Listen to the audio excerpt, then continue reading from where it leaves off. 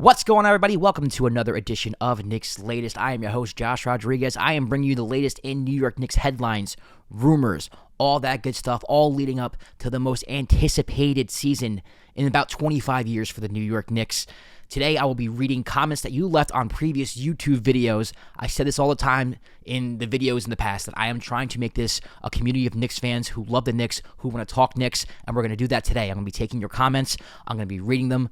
I'm going to be giving you my opinion. You can give me your opinion back. That's what this channel is going to be about, interaction with the Knicks fan, debate, questions, comments, all that good stuff. Even if we disagree, we all know that we love the New York Knicks and just want them to succeed. So today's episode is dedicated to your comments since there's not a lot going on. First comment comes from Guy Hollingsworth 3685, and he says, if we go Landry, who is the backup point guard? Do you trust Kolek, Deuce, or Clarkson to run the offense behind JB? What if, God forbid, JB gets hurt? Do you feel comfortable with any of those guys being your starting point guard and playing for 34 minutes at the point? I'm not saying I want Ben. I'm saying he would instantly give us a legitimate option at the backup 1, 3, 4, and even small ball 5 slot. No one else is available doing that. Now, if you trust Kolek, I am fine going Shamit. But the question is, do you trust Kolek? Now, this was in response to me saying that I would like Landry Shamet back. A reason why I do is because I like that prototype better for the bench right now, being that we do have Deuce, that we do have Clarkson. Getting another point guard doesn't really make too much sense to me. His point here is that Ben's not just a point. He can play other positions as well, which is valid. Another valid point that this commenter make was that, hey, listen, if Brunson goes down, God forbid, I trust Ben Simmons more than I trust Kolek. Ben Simmons has been an all-star point guard before. I get that. I understand that. For me, with Ben Simmons, and I'll get into this later, it's not so much that he plays point guard. It's for other reasons. But for this answer, I'll stick specifically to Tyler Kolek because I will get into Ben Simmons later. I do trust Tyler Kolek. To me, Tyler Kolek is the most natural point guard on the team. Now, obviously, he's not the best point guard on the team, but to me, he has the most natural point guard instincts. He looks for others. His whole mission on the floor is to create for others. He wants to make the right pass. He's constantly looking for his teammates. He's constantly pushing the ball. He always makes the right pass. He always makes the extra pass, and we saw that last year. I know he had 2 games in the summer league to start the summer league that were just less than desirable and were alarming. I'll give you that. Not going to say that's not true. I think if you have your worries about Kolek, I think it's fair to point to that. I like to point to last year when I thought he played pretty well when JB was out and when Deuce was out and he was forced into the role. I thought that he distributed the basketball. I thought he played with good pace. I think he can improve defensively for sure, but I do believe in Tyler Kolek. I think they drafted him for a reason. I do think he can be a backup point guard in this league. He's a phenomenal passer. He can shoot the 3. He can spot up and shoot the 3. He, for as bad as the summer league game he had the first 2 games, he killed it on the back half of it as well. So, no, I'm not too worried about Tyler Kolek maybe being a starting point guard, but maybe you put him, as the backup point guard and you run Deuce or Clarkson in a starting unit. I know that's not ideal, but for me, I am comfortable with that. I think Tyler Kolek is a pro. I think he's a legitimate rotation player in this league. I think he will be a rotation player in this league, and I think at some point, you just got to let the chains loose and see what he can do. Thibodeau kind of did that last year, when Deuce was hurt and when JB was hurt. Kolek was forced into some minutes, and he did okay. He wasn't great. But he wasn't bad by any means.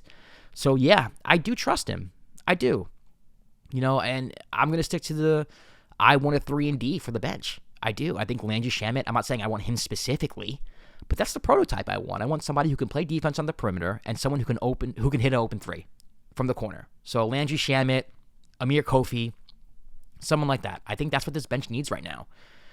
At the guard position, you have a Deuce, you have a Clarkson, and then you address the front court with Gershon Yabusele, which I think was a good pickup offensively. Who knows what's going to happen with Mitch? I don't know if he's going to be in the starting lineup or not, but you have Ariel Huck-Porty there if Mitch is in the starting lineup. And then Josh is a Swiss Army knife. I don't know if he's going to be in the starting lineup or on the bench. Who knows? But I just think overall that second unit is missing more of a 3-and-D type player. It just feels more balanced to me. So I understand where this commenter is coming from. It would be a worry if JB goes down, like who's going to play point. But, to me, I would be comfortable with Kolek. Next comment comes from user dash. This is definitely a bot, but that's okay. He says, I would definitely make a reasonable trade for Kessler. You know what? I would too. I would absolutely make a reasonable trade for Kessler as well. To me, I don't think he's as well-rounded as a defender as Mitchell Robinson is, because Mitch can guard the perimeter. I'm very comfortable with Mitch switching on the perimeter and playing defense. I don't think I'm the same with Kessler, but as far as guarding the rim, I'm as comfortable, and I think Mitchell Robinson's a very unique defensive piece. You're not going to find a Mitchell Robinson out there who can guard the perimeter the way he can, who can switch on the perimeter the way he can, and also who can guard the rim that way he can. I think Walker's a better offensive option. Not by much, but he's a better offensive option than Mitch. Then that's not me comparing them. I'm just saying that because at the end of the day, I think if we do get Walker Kessler, it's going to be in a trade for Mitchell Robinson. So if I'm losing Mitch, I would want to replace him with someone who is as equal or close to equal in value. And I think Walker Kessler can be that. This comment here says, Kessler last year also off his rookie contract. Are you giving $30 million next year and Cat making $60 million, which is a fair point. You know, if you're going to pay Walker, why not pay Mitch? Now, I don't know how much Mitch is going to go for in the market, but I would rather pay Mitch than Walker. You know, am I going to pay Walker Kessler 30? I don't know. You know, I'm not saying that Walker is the answer for the future, but I'm saying if we're giving up Mitchell Robinson, I don't know what the other options are going to be, right? There aren't really many trade packages out there, but the ones that have come to mind, you know, I like this one the best because we are replacing Mitchell Robinson with a very similar player and capable player.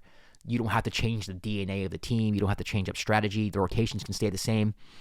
So I would welcome this. Now, to this comment, fair point. You know, do the Knicks want to pay that after a rookie year?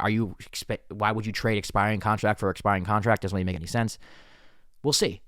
But for me, you know, if Mitchell Robinson were to go, the Knicks are going to have to address the back end of the defense, right? You're going to have to find someone who could protect the rim because this offseason, you got Jordan Clarkson or Gershon Yabusele, two guys who are not known for their defense, right? The past year or so, the Knicks have been sacrificing defense for offense. Even last year getting Cat, right? You knew that you were going to get into some trouble. I don't know if they knew it was as much trouble. You knew you were losing something getting Karl-Anthony Towns and having to play him as much as you did.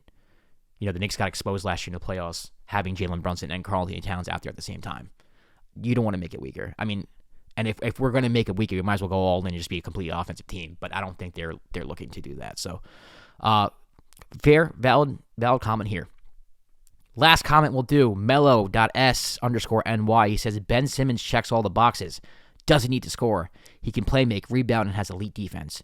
Just wouldn't play him with Hart and Mitch. And Mello, listen, man, this is my problem, though. Like, when is he going to play then? You get what I'm saying? Like, I understand what you're saying, and I think Ben Simmons has a lot of value for any team. But the Knicks already have a roster where they have Mitch and they have Hart. So when are you going to, like, when is it going to be that Mitch and Hart are off the court at the same time? I don't know when that's going to happen. You know, when Mitch got into the starting lineup, it was for Josh Hart because you can't play Mitch and Hart at the same time. So there's not going to be a time where it's Mitch and Hart. So, like, when is this time going to be? I think Ben Simmons does hold a lot of value. And the first comment as well, he said, like, I would like for him to run point guard and he can be a small ball five. And I think those are all valid points. I just don't know if the Knicks have the roster for it to fit. I would rather play Josh Hart right now. I'd rather play Mitchell Robinson. There are other players who hold way more priority to me than Ben Simmons. So I don't even know when I would squeeze him in.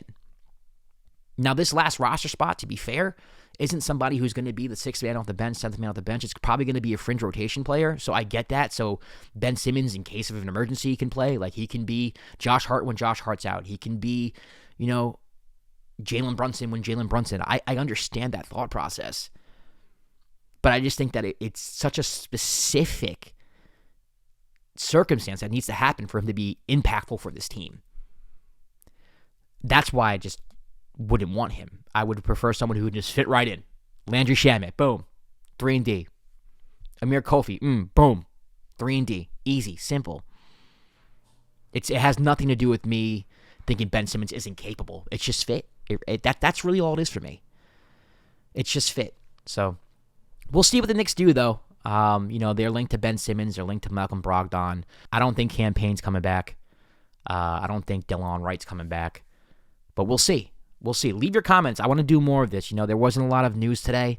There weren't many updates today. You know, I did see a trade with Karl-Anthony Towns going, but I don't want to do clickbaity stuff. I don't want to do all that. Like that's not what I want this channel to be. I don't want to just talk trades for the sake of talking trades. Obviously, if I'm reading things and things look like they could happen, I'll report it. If there's a trade proposal out there that I think might make sense, I'll report it. But Karl Anthony Towns for a bunch of ancillary pieces is not going to do it for me. There is a limit to what I will report. So just be aware of that. Let me know what you think in the comment section below. Respond to the comments that I put up here. Respond to what I said. Who do you want to be that last vet minimum? Let me know in the comment section as well.